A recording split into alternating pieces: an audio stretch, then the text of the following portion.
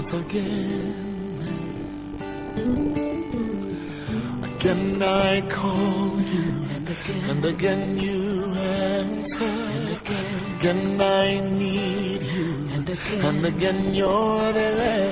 Bonsoir monsieur, bien heureuse année pour ceux qui nous ont suivis pour la toute première fois depuis que l'an 2011 a commencé. Je vous réitère mes meilleurs vœux. Voilà, ce soir dans Propulse, nous allons recevoir un analyste. Avec lui, nous allons parler de bien de choses. Aujourd'hui, nous allons recevoir, il va nous présenter sa lecture de la récente décision du pouvoir sur la révision constitutionnelle, mais nous allons aussi passer un temps à faire pour nous les bilans des 4 ans de mandature pour les différentes institutions qui gèrent actuellement le pays. Et enfin, nous allons finir par jeter un regard sur son parti politique. Il va faire sa propre présentation, je l'introduis déjà.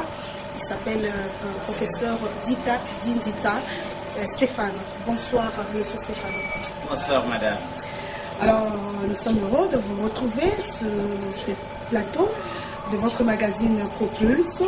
La première question qui s'impose, quel bilan pouvez-vous établir aujourd'hui des 4 ans des institutions qui ont été issues des élections de 2006? D'abord, laissez-moi commencer par louer Dieu qui nous a gardés durant 2010, depuis 2006, quand on a commencé cette mandature, et de souhaiter aux frères et sœurs qui nous regardent très simplement meilleurs vœux de bonheur et de prospérité, que le Seigneur nous donne sa grâce et qu'il nous garde dans son amour. Alors, la question que vous avez posée, comment est-ce que j'ai lu ce qui s'est passé durant cette mandature.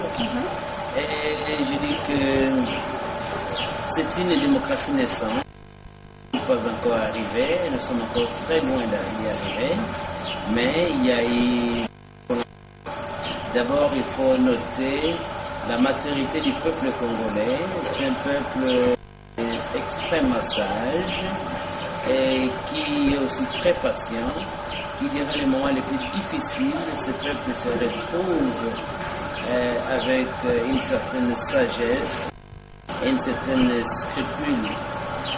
Alors, je regarde les institutions, je vais plutôt d'abord voir les 3 indicateurs.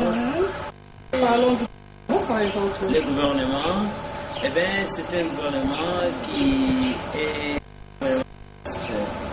et qui avait un agenda. En venant, nous avons voté 5 chantiers de la République et nous avons un très bon programme, et d'ailleurs, personnellement, on nous a vendu. Mais on vend un programme de société. Hein?